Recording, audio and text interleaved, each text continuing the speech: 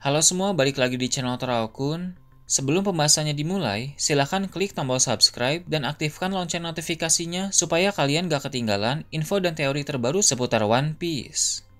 Buat kalian yang mau informasi tambahan soal SBS atau databook, kalian bisa follow Instagram Teraokun. Di sana admin akan memposting soal SBS, databook, dan berbagai teori singkat. Sekarang lanjut ke pembahasan. Manga One Piece Chapter 1107 telah terbit dan memperlihatkan berbagai hal menarik. Dalam video kali ini, channel Teraokun akan membahas tentang chapter terbaru ini dengan memberikan pendapat dan juga beberapa teori. Bajak Laut Giant Warrior datang dengan kekuatan penuh ke Pulau Egghead. Di sana tidak hanya ada Dory dan Brogy saja, melainkan juga raksasa-raksasa lain seperti Oimo dan Kashi. Dari apa yang terlihat dalam chapter terbaru ini, sepertinya total raksasa dalam Bajak Laut Giant Warrior ada sekitar belasan orang. Usopp telah melihat kedatangan bajak laut Giant Warrior itu menggunakan teropo. Hal itu sontak membuat sang penembak jitu itu langsung menangis karena dia akan segera bertemu kembali dengan Dory dan Brogy. Edison yang juga melihat kedatangan para raksasa Elbaf tersebut berkata bahwa mereka telah memberikan serangan yang hebat kepada para marinir. Menurut Edison, para raksasa datang setelah membaca berita dari Korra. Usopp yang masih menangis bilang bahwa para raksasa itu bukan datang untuk berperang, melainkan datang untuk mengeluarkan bajak laut topi jerami dari sana. Maka bajak laut topi jerami harus segera menyelesaikan persiapan mereka. Sementara itu, ada Brook dan Lilith yang sedang berada di kapal Tosansani. Kapal tersebut sedang meluncur di atas es, tapi Brook tidak tahu bagaimana cara menghentikan kapal itu. Meski begitu, Brook tetap terlihat santai, sedangkan Lilith terlihat marah-marah. Kapal yang tidak bisa berhenti itu sangat berbahaya, karena jika nanti kapal tersebut meluncur keluar Labopes, maka mereka akan menabrak Frontirdo. Itulah yang membuat Lilith menjadi panik. Kemudian diperlihatkan ada Jinbei yang sedang menuju ke tempat Zoro. Jinbei harus ke sana dan membawa Zoro ke titik pertemuan. Saat ini Zoro memang masih bertarung melawan Rob Lucy. Bila kita melihat keadaannya, Rob Lucy sedang memakai kekuatan penuh karena dia dalam mode awakening. Sedangkan Zoro hanya menggunakan 2 pedang saja dan juga belum memakai bandananya sebagai tanda keseriusan. Itu artinya Zoro belum mengeluarkan seluruh kemampuannya. Walau sedang terburu-buru, tapi di sisi lain mungkin Zoro sengaja menahan diri agar dia bisa menyimpan energi jika nanti mereka terpaksa bertarung melawan musuh yang lebih kuat. Jadi sebenarnya jika Zoro langsung serius dan tidak menyimpan tenaga, dia sudah bisa mengalahkan Rob Lucy. Jika nanti Zoro tahu bahwa setelah ini mereka akan langsung pergi dari Pulau Egghead, maka Zoro pasti akan langsung serius dan dengan cepat mengalahkan Rob Lucy. Setelah itu diperlihatkan area pantai yang berbeda dari tempat kedatangan raksasa. Di area itu pun Angkatan Laut mendapatkan masalah karena kapal-kapal mereka diserang oleh para pasifis. Vice Admiral Red King mendapat laporan bahwa total kapal yang hancur ada 30 kapal yang terdiri dari kapal kecil dan kapal sedang. Dia pun memerintahkan kapal kecil untuk segera mundur, sedangkan kapal besar mulai menembaki pasifista. Terlihat kapal besar yang dinaiki oleh Red King itu berhasil menembak jatuh satu pasifista. Dia berkata bahwa menyedihkan bagi Angkatan Laut untuk menembak senjata milik Angkatan Laut sendiri.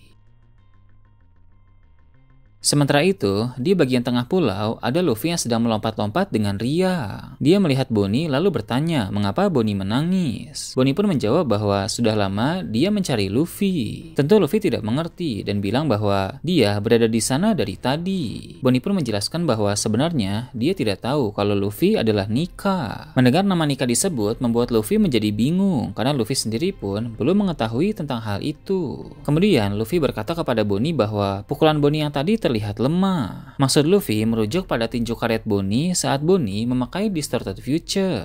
Bonnie pun meminta Luffy untuk memperlihatkan pukulan sebenarnya dari Nika dengan cara menghajar Saturn demi Vegapunk. Saat itulah Luffy baru menyadari bahwa Vegapunk sedang terluka parah. Luffy marah kepada Saturn karena sudah berani membuat Vegapunk menjadi seperti itu. Saturn lalu menggunakan kekuatan dari tatapannya untuk menyerang kepala Luffy. Terlihat Luffy sedikit muntah darah akibat terkena serangan tersebut, tapi kondisi Luffy masih tetap baik-baik saja. Luffy pun balas menyerang dengan menggunakan jurus baru bernama Booming Down Gatling yang mengenai wajah Saturn dengan telak. Sang Gorosei itu pun langsung terlempar sangat jauh. Setelah itu, Franky, Bonnie, Atlas, dan Kuma hendak pergi dari sana. Mereka juga mengajak Vegapunk, tapi Vegapunk mengaku dia tidak bisa bergerak. Kondisi tubuhnya semakin parah dan dia merasa bahwa dirinya akan segera mati. Tiba-tiba Kizaru melompat dan menembak laser yang kuat ke arah Bonnie dan Vegapunk. Untung saja Sanji bergerak cepat dan menangkis serangan Kizaru memakai tendangannya. Kizaru memasang ekspresi terkejut karena serangannya ditangkis oleh Sanji. Franky pun kaget saat melihat aksi Sanji yang luar biasa itu.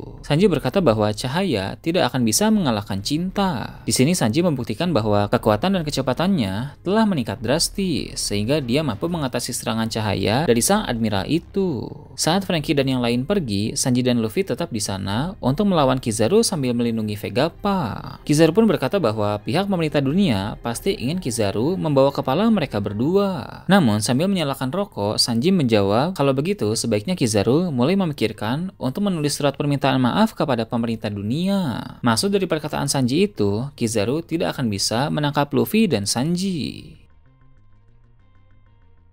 Cerita pun berpindah ke tempat di mana Saturn mendarat usai dipukul oleh Luffy. Tiba-tiba ada seseorang yang berjalan mendekat ke arah Saturn sambil berkata bahwa tidak setiap hari bisa melihat ada Gorosei terkapar. Orang itu ternyata adalah Katrina Devon dan dia juga ditemani oleh Van Augur. Devon yang melihat wujud Awakening Saturn bertanya kekuatan macam apa yang dimiliki oleh sang Gorosei itu. Kekuatan para Gorosei memang sangat rahasia dan tidak diketahui oleh publik sebab mereka sangat jarang sekali turun dari Mary Joyce. Devon kemudian menyentuh kaki Saturn dan berkata misi telah selesai. Mengapa Devon menyentuh Saturn? Pasti agar dia bisa menjelma menjadi wujud sang Gorosei itu karena Devon mengonsumsi buah iblis Kyuubi no Kitsune. Salah satu dari kemampuan Kyuubi no Kitsune adalah meniru wujud orang lain. Mendengar Devon bilang misi selesai, maka dapat disimpulkan bahwa misi mereka adalah untuk menyentuh Saturn agar Devon bisa meniru wujudnya. Devon yang sudah bisa menjelma menjadi Saturn akan membawa masalah yang sangat serius. Posisi Saturn sangat tinggi sehingga bisa dipakai dengan baik untuk menipu orang-orang. Devon bisa menemui pihak-pihak tertentu sebagai Saturn dan menyuruh mereka melakukan hal-hal yang menguntungkan bajak laut Kurohige. Bisa dibilang setelah Devon menyentuh Saturn, maka pemerintah dunia sudah sangat dirugikan. Di sana, Saturn berkata bahwa dia tidak menyangka kriminal besar seperti Devon mau menjadi anak buah orang lain. Devon pun menjawab dengan yakin bahwa itu karena Kurohige spesial. Saturn pun tahu akan hal tersebut. Dia mengetahui bahwa yang spesial dari Kurohige adalah rasnya. Kemampuan dari ras itu adalah tubuh yang unik yang bisa menampung lebih dari satu kekuatan buah iblis. Saturn bertanya apa sebenarnya tujuan dari aksi-aksi yang dilakukan oleh bajak laut Kurohige. Dengan dingin, Van Augur menjawab bahwa tujuan mereka adalah dunia. Saturn pun melancarkan serangan memakai kaki laba-labanya, tapi Van Augur dan Devon langsung menghilang dengan kekuatan teleportasi milik Van Augur. Di sana, Saturn terlihat sangat marah. Di bagian akhir chapter, terlihat Van Augur dan Devon muncul di suatu bagian pulau Egghead. Devon mengeluh karena mengapa Van Augur tidak membuat mereka muncul di kapal saja. Namun, sang penembak jitu itu menjawab bahwa dia belum terlalu menguasai kekuatan teleportasi miliknya.